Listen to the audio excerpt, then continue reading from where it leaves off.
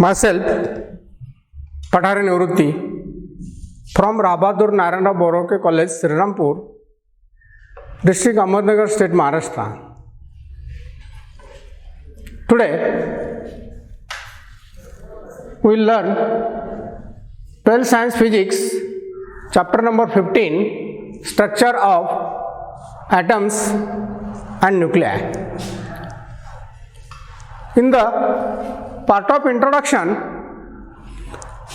scientists, Greek philosophers, Philosophers and Democritus were the first scientists to propose in the 5th century that matter is made of individual parts called atoms.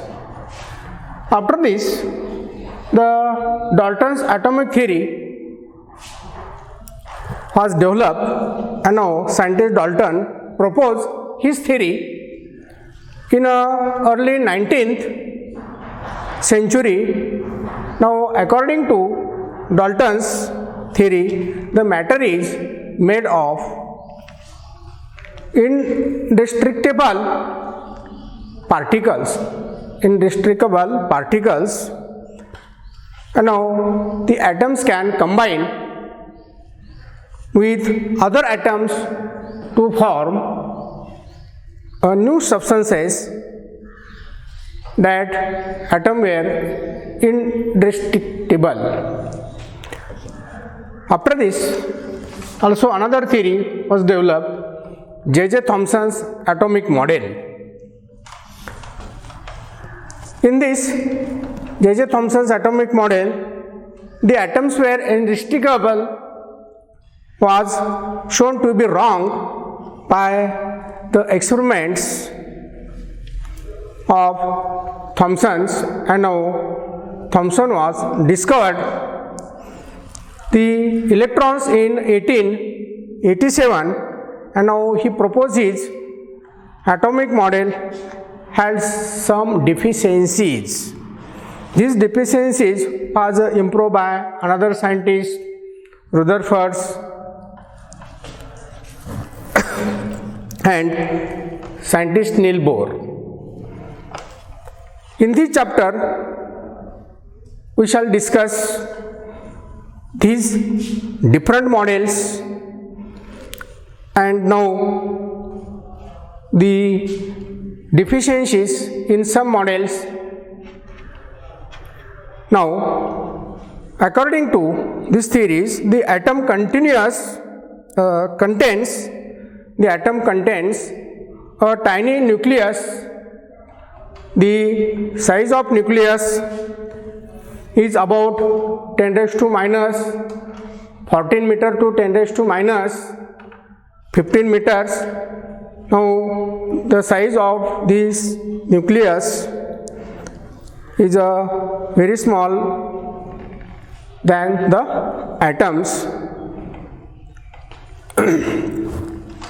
Now, also in Thomson's atomic model, Thomson proposes in this model, the atom is a sphere having a uniform positive and negative charges embedded in it. This model is referred as plum pudding model. Thomson's atom model is referred as plum pudding model, and now in this model the total charge on the nucleus is equal to the total charge on the electrons, and the atom is the electrically neutral. However, this model cannot be explained satisfactorily the stable structure of atoms. And now, after this, the scientist Jagger-Marden's experiment was studied by Rutherford, and now in this Jagger-Marden's experiment, now this is the source of alpha particles. From the source of alpha particles, a narrow beam is emitted, and now they are passes through the collimator and which are incidents on the nucleus. Now this is the nucleus, that is positive charge nucleus. On this positive charge nucleus, the alpha particles is bombarded, and now they are scattered in different angles on the screens. Now these alpha particles is scattered, and now it produces scintillations on the surrounding screens. These scintillations could be observed through a microscope, which will be moved to different angles with respect to the incident alpha particles or incident alpha beams. Now, it was found that the alpha particles pass through a straight lines, and now it incidents on the gold foils, while a few were deflected through various scattering angles is shown in the diagrams, and now it is 0.14% of about the incident alpha particles were scattered through angles larger than 0.1 degree. Out of these most were deflected through a very small angles, and now some of the particles also passes through without any deflections through this positively charged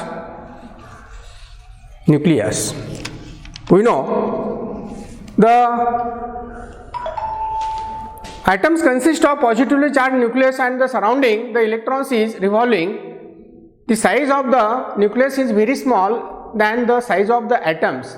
So there are more space is available between the positively charged nucleus and the revolving negatively charged electrons, and now due to this the some particles are passes without any deviations, without any scatterings.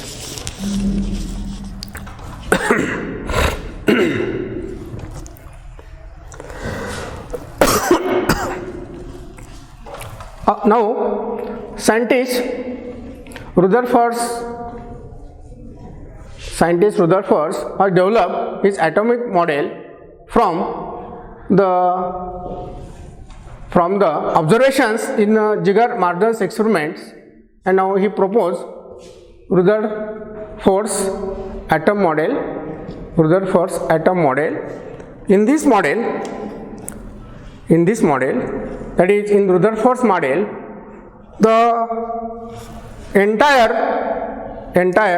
positive charge, almost 99.9% of the mass of an atom is concentrated in the central nucleus, and the electrons revolving around it in circular orbits.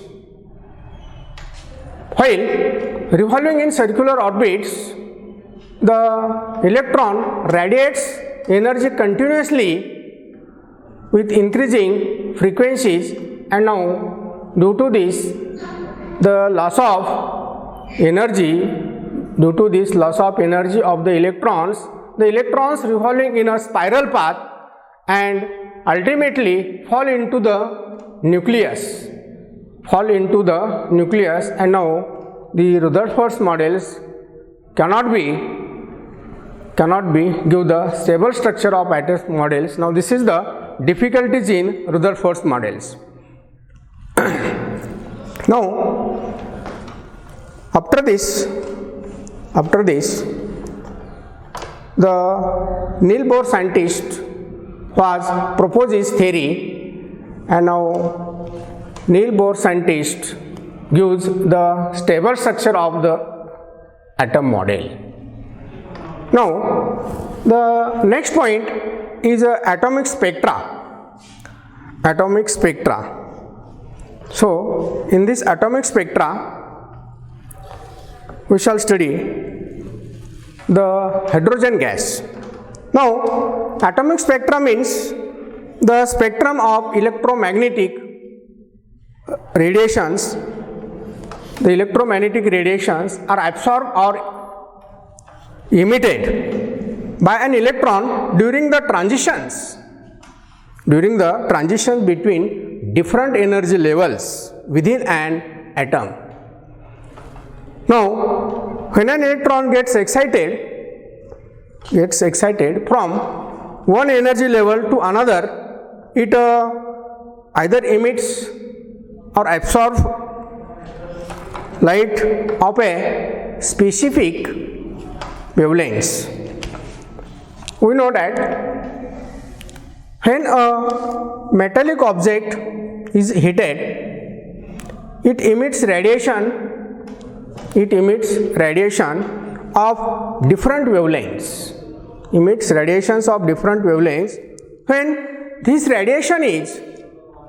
this radiation is passed through a prism, we get a continuous spectrum. However, in this case is a different of the spectral lines is arises when we heat hydrogen gas inside a glass tube. When we heat a hydrogen gas inside a glass tube to high temperatures, the emitted radiation has only a few selected wavelengths, and when passed through a prism, we get a line spectrum as shown for the visible range. Now, this is the spectrum. Now, in this spectrum,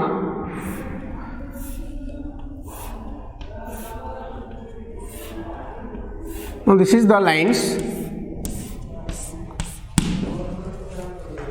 Now, this line is ultraviolet regions. Now, this is 410 nanometer spectral lines. After this, 34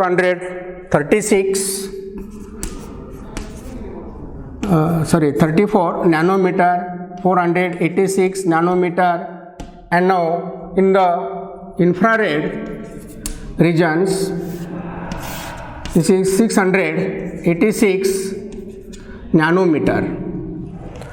Now, in between 486 to 686, now this is there is a visible regions. Now, this is the spectrum. Now, here instead of here 656 nanometer. Now, in this spectrum, the lines 410 nanometers, 434 nanometers, 486 nanometers, and 656 nanometers. It showed that hydrogen emits radiations of wavelengths of these different wavelengths, and now it does not emit any radiation with wavelengths in between these wavelengths. The lines, now these lines seen in the spectrum are called emission lines. These lines are called emission lines. Now, in hydrogen atoms emits radiation at some other values of wavelengths in the ultraviolet and infrared regions at a lower wavelengths. The spectral lines can be divided into groups known as spectral lines, and now these spectral lines are called series. Thus, the series starting from lower wavelengths and going to higher wavelengths are called Lehman series, Balmer series, Paschen series, Brackett series, Fermi series, etc. Now we will see shortly this series arises in the hydrogen atoms. Now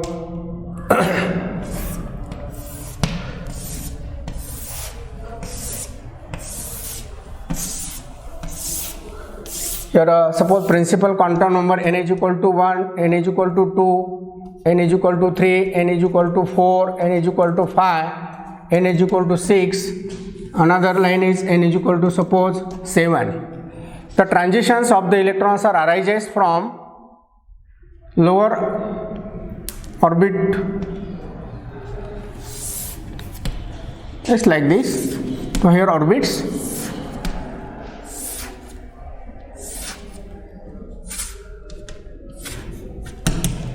now this is the transition of electrons from here lower orbit to here orbit is shown, are called, this is the Lehman series.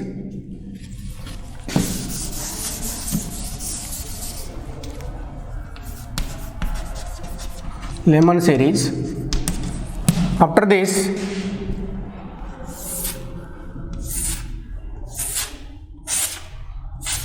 this is the bracket series, Balmer series.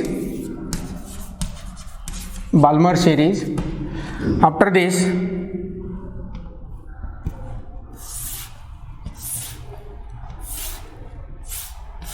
Fern series, bracket.